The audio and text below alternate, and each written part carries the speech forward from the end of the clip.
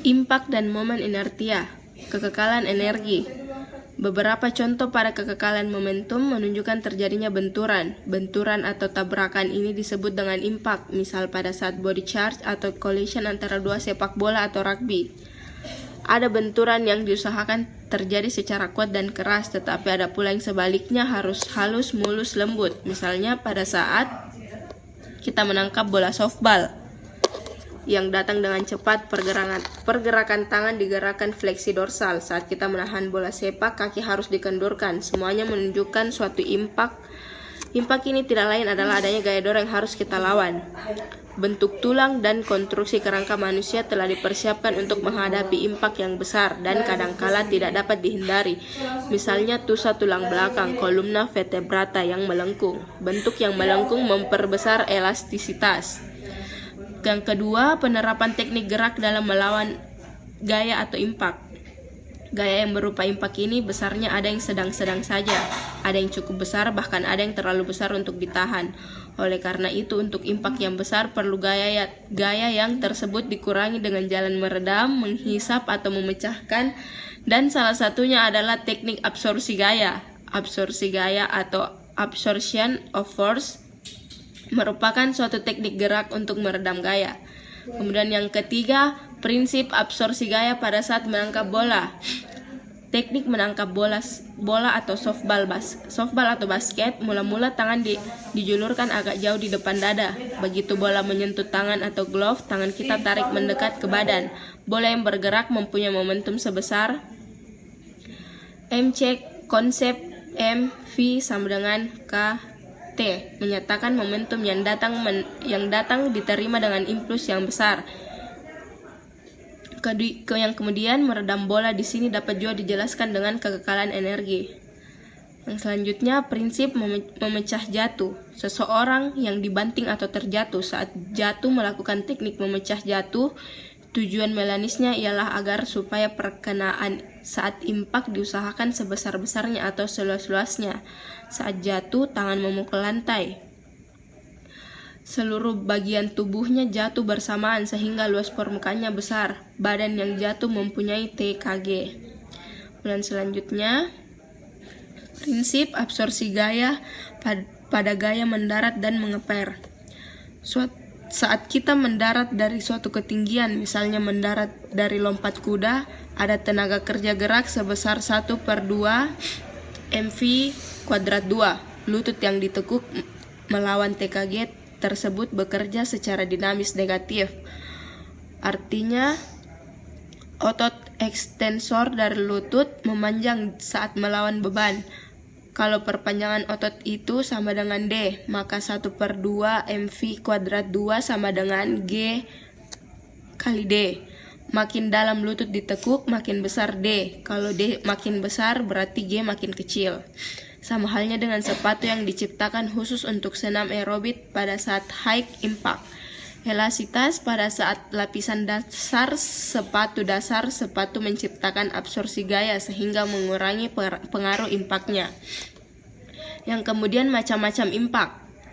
Yang pertama itu impak dapat terjadi 1 garis dan 2 garis lurus. Yang pertama antaranya 2 benda yang bergerak searah, yang lebih cepat menabrak yang lebih lambat. Yang kedua, benda yang bergerak menabrak benda lain yang diam. Setelah benturan, yang diam bergerak. Kemudian yang ketiga, antara 2 benda yang bergerak berlawanan arah, yang satunya bergerak dengan kecepatan positif, yang lain negatif. Kemudian yang keempat, benda yang bergerak menabrak dinding atau tembok atau stick secara tegak lurus dan setelah benda membentur terpental kembali. Yang kemudian yang kelima, impak terjadi pada 2 garis yang saling membuat sudut atau tidak pada 1 garis lurus. Yang kemudian selanjutnya pengertian momen inertia. Misalnya 2 buah silinder A dan B digelindingkan pada dataran yang miring. Kedua silinder sama besar dan sama beratnya yang berbeda komposisi unsurnya. Silinder A unsurnya besinya ada di tengah, unsur kayu di luar. Pada B, unsur besinya di luar dan unsur kayu ada di tengah. Waktu mengelindingnya ternyata A lebih cepat daripada B, jadi bukan besar dan beratnya yang menentukan waktu mengelindingnya tapi momen inertia, seperti pada gambar di atas.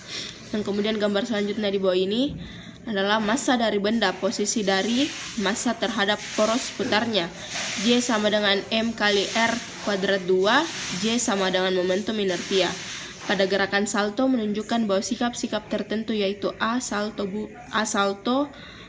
bulat, B salto lipat, C salto lurus, dan menentukan besar momen inertia.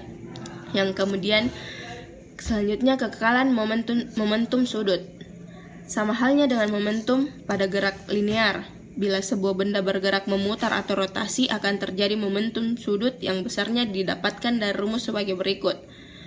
Rumusnya itu L sama dengan J kali I. L itu sama dengan momentum sudut, J itu momen inertia, I itu kecepatan sudut.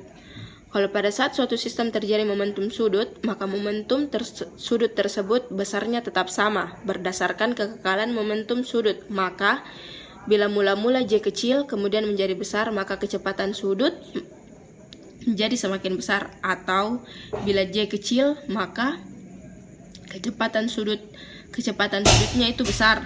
Kemudian berdasarkan kekekalan momentum sudut bila momentum sudutnya itu besar, maka kecepatan sudutnya kecil. Kemudian yang selanjutnya sistem gerak berantai atau kinetic link system.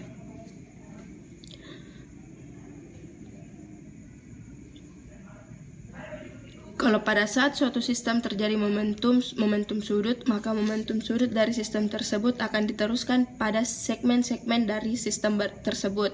Untuk memperoleh kecepatan sudut submaksimalnya, momentum inerti harus kecil. Caranya ialah dengan menekuk lengan pada persendian-persendiannya, yang kemudian itu ayunan lengan dan tungkai. Seorang pelari setiap mengayunkan lengan dan tungkainya, ia melakukan gerak membandul. Gerak membandul tidak lain adalah bagian gerak rotasi, sehingga setiap kali mengayunkan lengan dan tungkai akan terjadi hambatan gerak yang ditentukan oleh besarnya momen inertia. Kemudian selanjutnya prinsip gerak berantai. Bila kita bergerak atau memanipulasi suatu alat yang berdiri dari segmen-segmen sebagai suatu sistem pergerakan adalah sebagai berikut. Pola gerakan dari setiap segmen adalah sebagai berikut. Gerakan inisial yang diperoleh dari segmen sebelumnya atau pangkal dilanjutkan oleh segmen tersebut dan diteruskan ke segmen berikutnya, sehingga yang paling akhir atau ujung menghimpun kecepatan gerakan secara maksimal. Sekian dari saya. Wassalamualaikum warahmatullahi wabarakatuh.